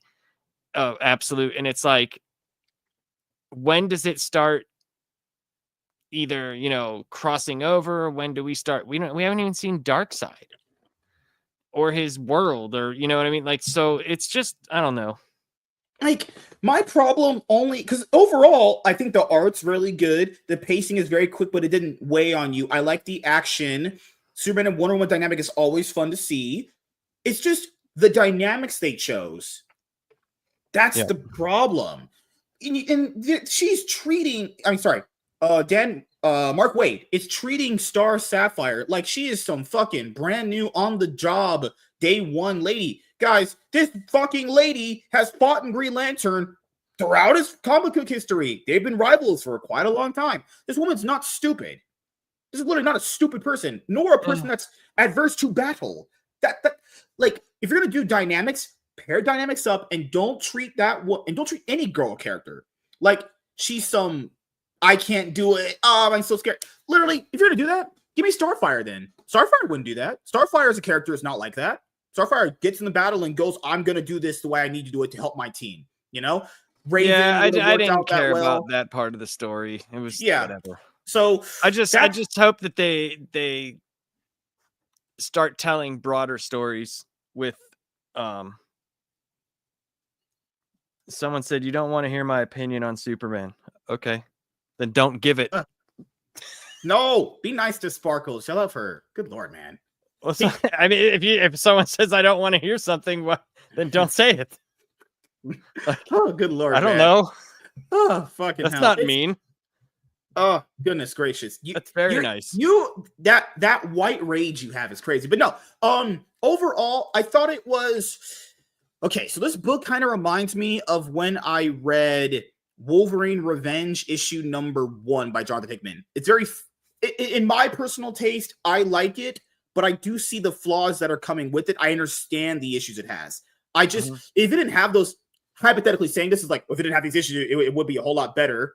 You know, it's like to be fair, but that'll make it better though. Like if she's not there talking to Black Lightning, if she's not there being a literal retard, a fucking stupid bitch, a fucking actual useless asset, as everyone else is literally doing everything else, it's like that is not the story time to write a damsel in distress when she's supposed to be the one that has. I don't look at it as she's a damsel in distress like you're looking at it. She just looked at one thing though and was like, "Holy shit, this is a lot to take in." But she was trying to help somebody. I think it was more that part for me. Yeah, was irritating. Also, stop inserting air. Like I get what you're saying too. Airwave. Oh god. Like in the airwave thing, we're gonna have to see where it goes, and it's. Can I just don't think it's the Martian right Manhunter? I want Martian Manhunter. He's in there. He's in the. Can I get? Issue. Thank God. Can I get better? If you're gonna do these kind of dynamics, you need to improve moving forward. Because I'm gonna have to read the next issues anyway. I need. Because I didn't hate this as a start, but I can see the clear issues we'll have. So, you need better dynamics. I mean, dude, this is still, like, as a team book, this is still better than the Avengers. My God. Better than anything Jonathan Hickman ever wrote. I'm joking. Okay, I'm joking. Not that. His Avengers was fantastic. He did do Secret Wars, what I heard it was really, really fun. The whole Avengers run is great, but that was 2015. So improved character dynamics, better team up dynamics, and I don't really want to see damsel in distress bullshit for characters that are super powered. It's like she can literally get herself out of any situation she needs. She has powers. It's kind of I understand if that was like Barbara because she doesn't have power. She's very limited. It's like, okay, I understand that. It's Batgirl, but it's like this is a bitch who can literally heal you and fly and has super strength. It's like, hold on, what are we doing here? You know? So that's just for what I think personally. Also, can DC stop doing this prelude bullshit? Like, don't do this again.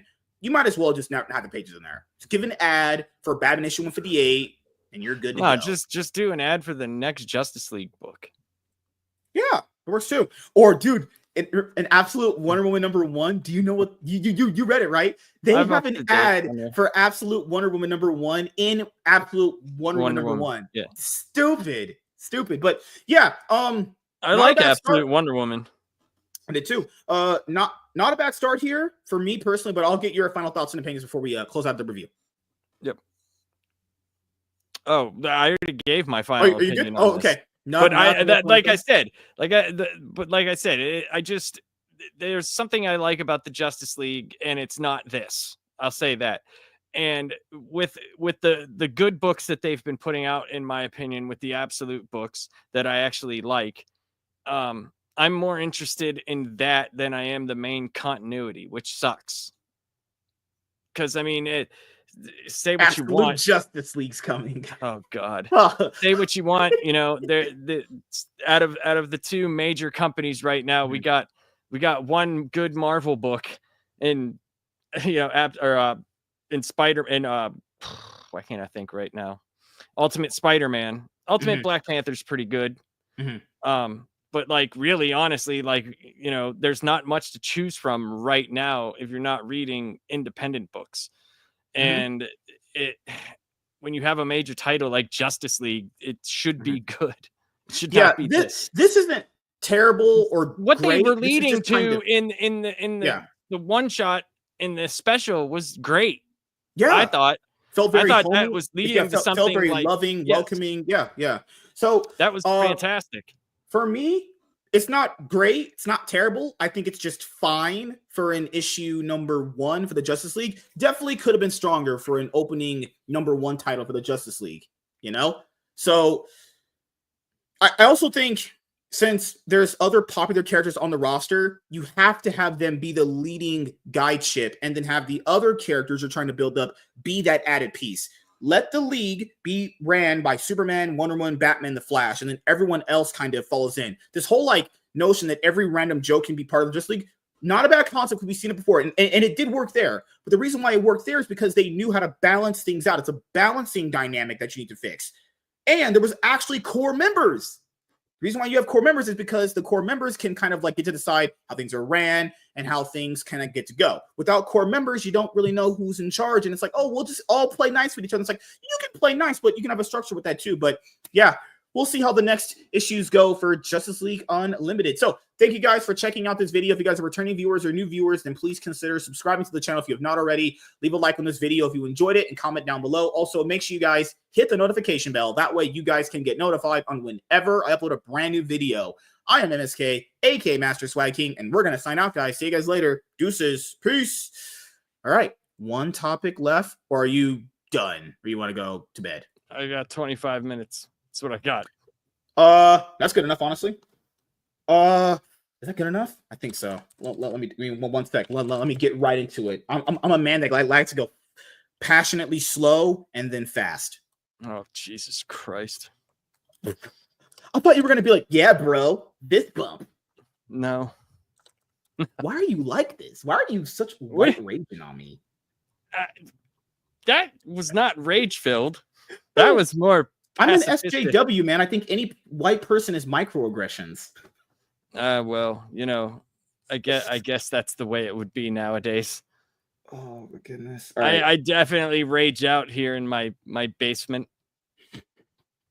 Wait, are you doing that white guy incel thing in the basement that everyone claims you guys do? You're almost halfway there. Except you're like married, rich, good looking, buff, and it's like that's kind of the opposite of what they think a general incel would look like. I will say I'm not good looking, but I am rich, and I do have a nice basement. Sparkles, what's up? I'm a distraction, and I do what I want. No, and I do what I want. I'm in charge here. Don't be a brat. Be a lady.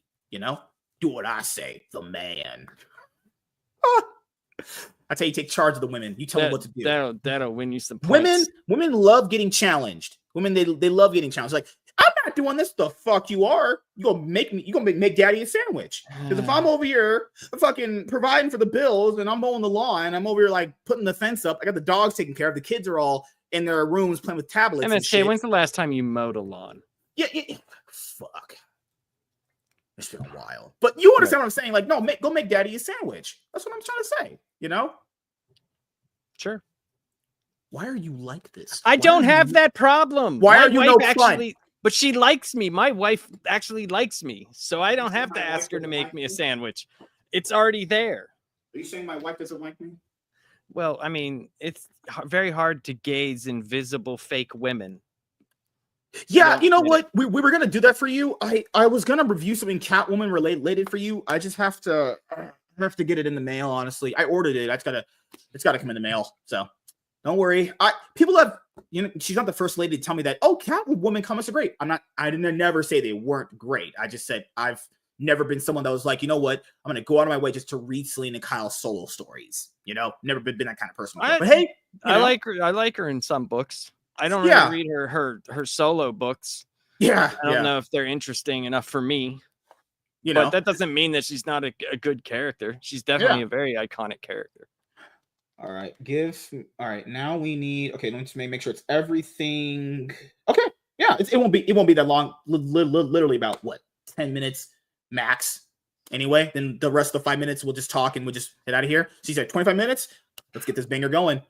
Hey everyone, I am MSK, aka Master Swag King, coming at you guys today with another video. And if you guys are returning viewers or new viewers, then please consider subscribing to the channel if you have not already. Leave a like on this video if you enjoyed it and comment down below. Also, make sure you guys hit the notification bell. That way you guys can get notified on whenever I upload a brand new video. And in today's video, we are going to be talking about Supergirl #1, which is going to be coming in DC All In around the time frame of the Summer of Superman event that DC Comics is doing with Superman. So the moment that Supergirl #1 got announced, because they had this kind of event called Comics Pro where Marvel and DC we're kind of just announcing stuff, you know, to get people excited. And we've been kind of talking about a lot of that news recently on the MSK show. And guys, I like when new things gets announced because it gives us more things to talk about, obviously. So the main thing that has gotten brought up with this book is that DC Comics has hired, I think it was 1 or 2 Looney Tunes, because I have to say it that way because of YouTube and bullshit like that, as writers in the books. Now, I'm just going to preference it this way because I'll just do it in 2 different points. And I'm pretty sure you know which points I'm going to bring up. Okay, so people do that thing, and they always do the thing of like, well, if the book is written very good and the art is good, then I'll like it. Okay, guys, most of the art is usually fine when it comes to most books. It's very not rare, in my opinion. It's not too common that the art is generally pretty bad. I think the art will be very good, given what we're going to come look at here in just a moment here. But this thing of like, you know what? There's red flags there, but let's just kind of like ignore them because, you know, we don't want to be like hating. We don't want to be too critical. We don't want to be toxic. It's like, you sound fucking, I'm not trying to be in here, but you sound stupid. Literally, in a relationship, when someone breaks up with someone, you always get asked of like, if there are red flags that you would have noticed, that you would have kind of seen and you would have dated the person, everyone says, yeah, if I've seen those things before, I wouldn't have dated that person. Similar with this, Looney Tune people literally are so beyond narcissistic, I don't at any point in my brain think they can write characters and not insert themselves in the book. Could this person do it? Maybe. I don't believe they can. That's the point there, is, do I believe someone who doesn't even know what fucking gender they are? It's like, yeah, I can sure write women better. I don't know. It's a red flag, guys. I'm sorry. Now, will we buy the book and review for you guys? Sure, we reviewed a lot of stuff. I mean, the red flag itself is that Supergirl is getting a book. Yeah, that's another thing too. Is like she's had many. I love Kara. I think she's a great conceptualized character. She's one of the best female characters I've come to like. Kara's a very Kara has her very good moments. Yeah, but comic book wise, it works with the Super family very well. Yeah, I think. Like with comic book wise, when it comes to Kara, she's had left to be desired. Let's just say that. Right. You know? Yep. So what about you? I mean, I've been reading DC for 35, 37 years, and she was just never a character that I cared for. She has big boobs. I mean, Power Girl's got real big boobs. That's true. Power Girl is a straight up Supergirl knockoff. Literally she's just all boobs. Stacked. Yeah, and it's every artist too. It's every artist. No artist ever draws them not as giant boulders. Yeah, but I don't know, man. I don't know how I feel about it. Cause like when you have the whole Summer of Superman, right? You already have a mass subset of people that don't get Superman, right? True. I agree. That's been known for so many years. Yeah. And they always think you have the same issues. Like how do you write a character that is impervious to everything? And it's like, well, that's Superman's made to punch the fucking problem away. That's what he's made for. That's not also when they bring up that point, they clearly lack any nuance and context. Like, guys, they've written stories exactly like that are actually very good. But that's the thing though. You're bringing another character that has that stigma against them, right? So how do you make that work when it's clearly a lesser character? Do you know what I'm saying? Like, not that the fact that someone might like Kara Zor better, you know, which is fine. Like, that's perfectly fine. I have no problem with that whatsoever. Yeah. But when you have those subsections of comic fans, because you've seen that argument forever, right? How do you make that work? You have to write it in a way that has clear and defined parameters of what is dangerous and what is not. Yeah. I don't know I don't know how you do that. And the thing is, she's a character where she is actually the very clear opposite of Superman. She has a different upbringing. She looks at Krypton differently from him. She's older. She has a much more different way on life. She actually, just from concept and how she was created, interesting. She's the polar opposite, because usually when it comes to like girl characters, they're just kind of like just the boys, but just the girls, right? You know, well, if you were gonna have another Kryptonian, it's smart that the way that they did bring her in, that is the smart way. Like, she got lost in time. She's actually technically older than him, but since she's made of paper and lines, I don't think that way. My thing when it comes to people is like MSK, like, just because they are that doesn't mean the book's gonna be bad. I never said it was, but that is a red flag. Are we just in life supposed to just ignore red flags because we may or may not hope it's gonna be good? No, guys, I'm always going to call that out. Now, if it is good, we're gonna buy and we're gonna review for you guys. But like, I'm not gonna sit here and be like, hey, this girl who might be walking around with a knife, she might not stab anybody. She might be a good person. 100%. What the fuck? I always hope that it's gonna be good. Yeah. Like, I don't ever want books to be bad. Even like I said, even with Marvel, which I don't know nearly as much as, right? Even though I have a bunch of Marvel books, I'm just more getting into it like I was as a kid. But I never hope for either of the major two to write something that fails. Why would I want that? That hurts the industry as a whole. And then I heard that the writer is going to be based in the Supergirl, the TV show. Yeah, the one that went completely off the rails with weird shit later on. It's like, that's another red flag. The Supergirl TV show. Holy crap. Have you guys watched that? I tried watching a few episodes, not the CBS ones, but the episodes later on, randomly. No, not good. Bad. The girl who played Supergirl was awesome, but, you only can do so much with bad writing. So, yeah, a Looney Tune being attached to this is not good. If they write a good book, I'll eat crow. I'll be like, you know what? I was wrong. That's only going to be on issue 1. You better be able to sustain that for multiple issues, and I can guarantee that person is going to self-insert. Well, is it supposed? They say a new series, right? So is this like a ongoing, or is this like a 6? Or oh my god, we'll see. Supergirl. Why do they do that? Why they should always say like start with like it's a 6-part series, and then they're doing it with Absolute Martian Manhunter. That's only going to be 6 issues to see like the right. sales. But right, and I think they understood that though, like from the beginning, because there's never been a Martian Manhunter book that worked. You know what I'm saying? Like it's just never happened. And he's not had an ongoing series since what, 2012? That's fucking a long time. Holy shit! Because they never work though. They just never. I agree. Work. Yeah, they just never do. And you would think they would. Like if they wrote like one about his origin and like him dealing with that in those times, that might be interesting. But that also you have to have someone with a full understanding of like the 40s and 50s. Right. But yeah, I don't know, man. I don't know why they do this. Supergirl is finally returning to the spotlight in a new DC series with a costume to match. Her art looks great. I saw the previews of it. Looks fucking awesome. With the Summer of Superman comic initiative soon to be in full swing and James Gunn's Superman and Supergirl films on the horizon, yes, Supergirl, Woman of Tomorrow, based off that book from Tom King, is going to be the next DC movie after Clayface. So I'm pretty sure it's Superman, Clayface, Supergirl. I really don't know why Clayface is going to be getting a solo movie. Okay, all right, I guess. It's clear that DC is ushering in a new era of supers. Oh, yes, because that respects Superman. A Looney Tune writing Kara Zor-El. Yeah, sure. Someone who doesn't even know what fucking gender they are, but I digress.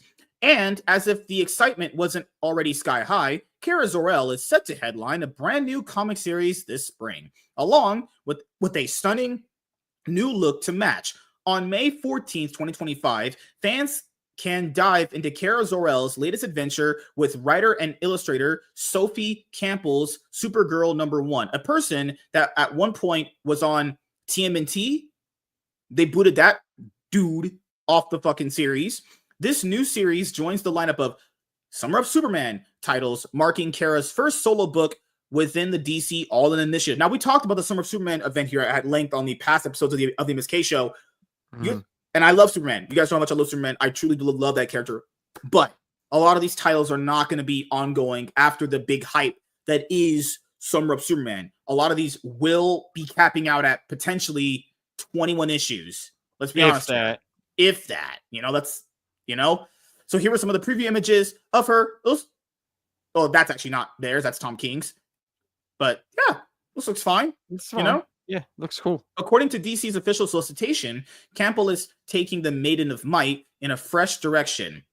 Giving her a dick, bringing her back to her hometown of Midvale.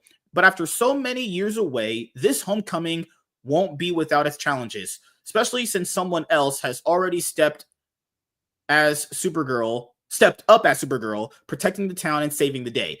Why not just call this Supergirl Homecoming? That'd have been a better title, in my opinion. Who is stepping up as Supergirl already? Yeah, is that some Bizarro situations? Is it like a Bizarro Supergirl? That would be the only way you could make that work. There's not many of Kara running around. Supergirl #1 is available for pre-order on February 21st, 2025. So here's the other. It looks great. This looks fantastic. This looks awesome. I like the suit. Look at this dude. Good. Beautiful. Hell yeah. Campbell's series is already shaping up to be an exciting and dynamic adventure. Oh, I'm sure. As the solicitation teases that Supergirl must uncover the identity of this imposter and stop them before they take over her life. The nerve that this person who doesn't even know what gender they are is going to be talking about some imposter syndrome. Oh, the delicious irony. I love it. I absolutely love it. Bring it on, DC. I love it. You just taking shots at that person. Yeah. Shit. Oh, fuck. Adding to the anticipation, Campbell shared some of the key inspirations behind her take on Kara Zor-El. She cited the wild costumes and stories of the 70s, the Supergirl movie from 1984, which is absolute dog shit. That movie is so bad. That movie is bad. And the CW Supergirl series as her main touchstone, as his main touchstone. In creating this version of Supergirl, I'll be drawing on some of those influences as the series unfolds, he explained. Elevating the excitement even further is Kara's brand new Supergirl costume teased across the various cover artworks released for the series. Leading the charge on the design is best-selling cover artist Stan Lee, whose stunning artwork captures a fresh yet recognizable take on the character. Lowe described his redesign as sporty and fun, but packs a punch. While the new look preserves core elements of Kara's classic costume, one notable change is the dynamic reimagining of her chest emblem, which bears resemblance to the Superman Legacy suit worn by David Cornsweet in the upcoming film. With the summer of Superman, a celebration of the Man of Steel and the Super Family just around the corner, and James Gunn's Supergirl Woman of Tomorrow set to hit theaters in summer of 2026, the timing of this new Supergirl series couldn't be more perfect. Why are they always doing this thing? That Supergirl movie will have no impact on how this new Supergirl series will sell at all. There's no synergy between comics and movies and vice versa. And if it is, it's very, very, very, very low. Not only will it fuel excitement for the upcoming film, it won't, but it will also help tide over eager fans anxiously waiting for its release. This is just not true. Why do they keep parroting this? That's not true. This series will not get people hyped up for Supergirl Woman of Tomorrow. Actually, let's be honest here. The people that are reading this probably know that movie's coming out, but the people that are going to go watch Supergirl next year do not know this exists at all. Right. Exactly. The people that already know about the movie already know about this. It's not going to, the people who don't know about the movie are not going to know about this. Yeah. Holy fuck. And it's not going to bring new people. I don't know where these people get that delusion that exists, but that just doesn't exist. It's very lopsided. It's literally just movie people don't know comic books exist because we're just fucking normies and casuals.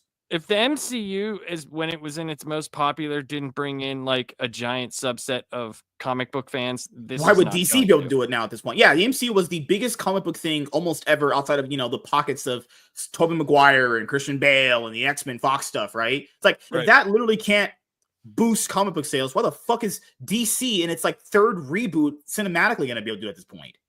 Yeah, James Gunn could do it, but he stopped doing it. Remember when he announced that Gods and Monsters thing? Yes. He got books to sell out, but there's context there that no one brings up. He got them to sell it on Amazon. They didn't sell it at shops. He tried. I'll give him credit. He did try. He did do it, but it only affected so much because people aren't trying to go to shops and buy floppies. They were only going to buy the collected editions of that shit. What makes this Supergirl series even more intriguing is how Campbell's take on Kara will compare to Tom King's. Someone who doesn't know what gender they are versus one of the most divisive writers. Yeah, I imagine how that's going to work. Given that he helmed her last major run, which is serving as the inspiration for Gunn's movie. Supergirl #1 is available May 14th, 2025 from DC Comics. This is probably the best thing about this announcement. I mean, look, I hope it does well. I hope it just like any comic, but I have my doubts. There's really not much to say about it. There really isn't. It's another attempt at Supergirl, and let's see what happens with it. I'll read the first issue. Here, I want to show you guys this. And I don't like using JDA. I don't, because he's been bugging the fuck out recently. This is who Sophie can't. This is the person calling himself a girl. And they're gonna write Supergirl. And their inspiration was that horseshit Supergirl movie that came out ages ago. And the Supergirl CW series.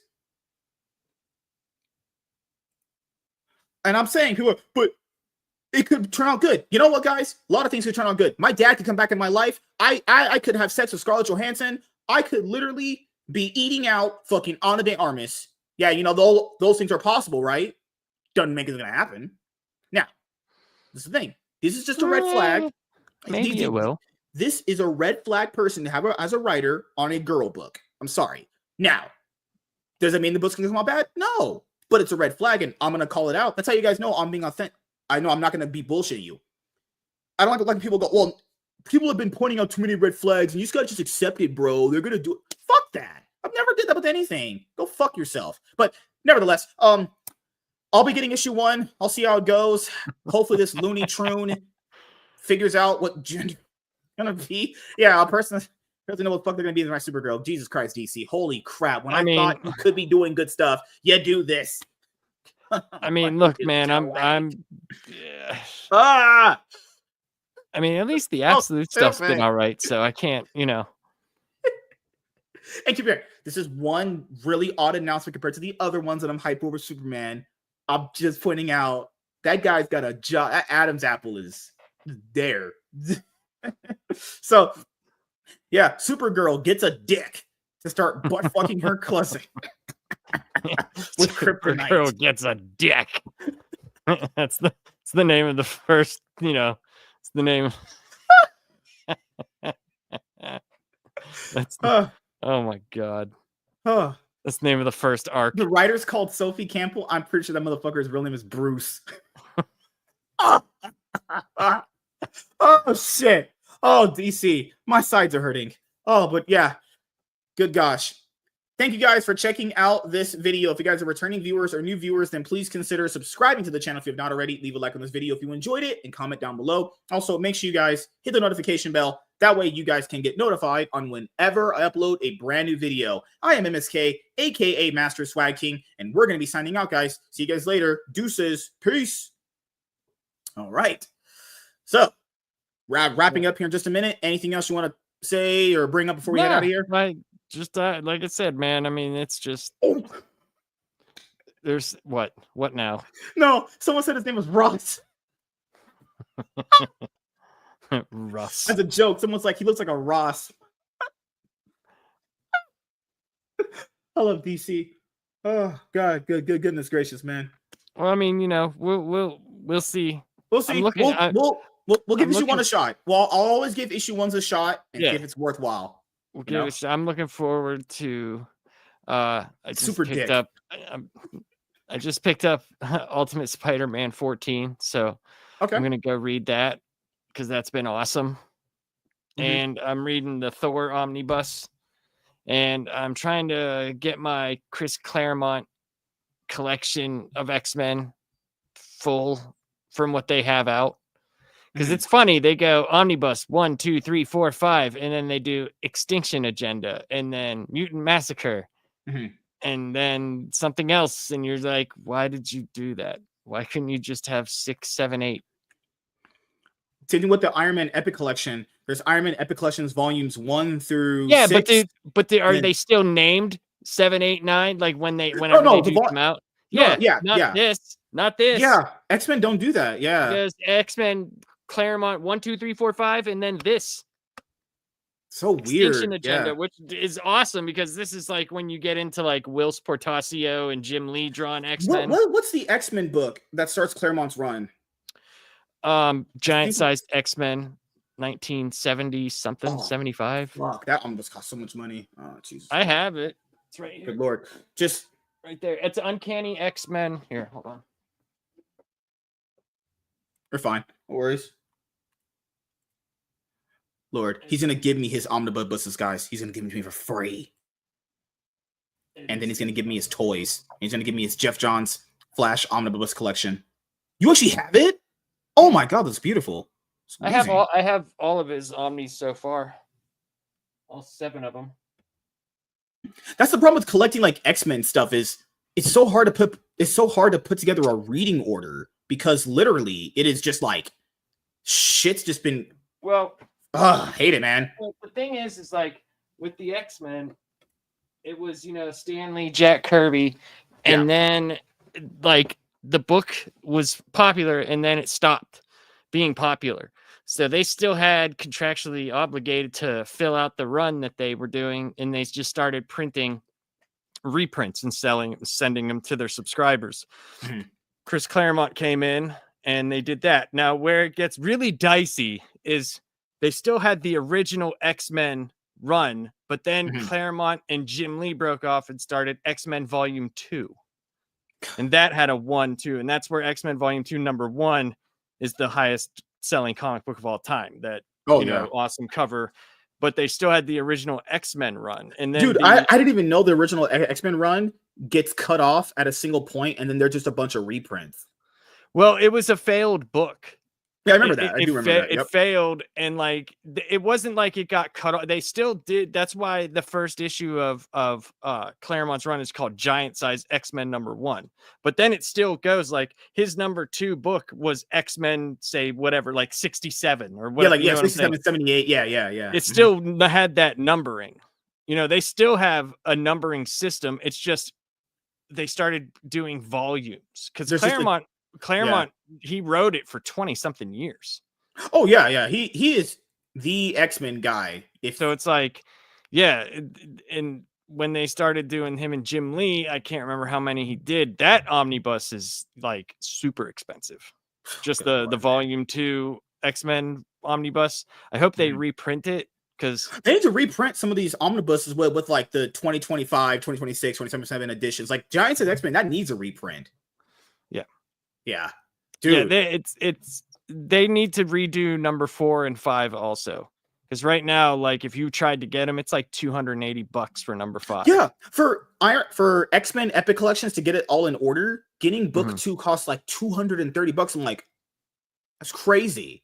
That's ridiculous. Yeah, and it's like that's why you got to get them in. What is it? Masterworks is probably the better way of collecting them. Well, I have the Epic. I don't know if this is the part of the Epic collection. Might be. That is. Yeah, I know that binding anywhere. Oh, but Jim Lee. Oh, it's so good. So, like, I have this, and that's how I started getting the Jim Lee stuff. Because his omnibuses were so, much. And I got Executioner's Song, and then I got the one after that. I don't have the third one, but I will at some point. All right. So hopefully you'll be able to drop some new videos on your channel coming up. He did do a recent live stream, everyone, so go and check that out, honestly. We'll be back here next week. We'll just keep trucking with Justice League since that's what we're doing right now. No. Forgot. We have to finish Absolute Batman. Absolute Batman #4 next week. And then we'll finish on Absolute Batman and we'll come back to the Justice League. Yeah, we'll finish that. Yeah. So thank you guys for checking out this episode of the MSK Show. I'll see you guys later.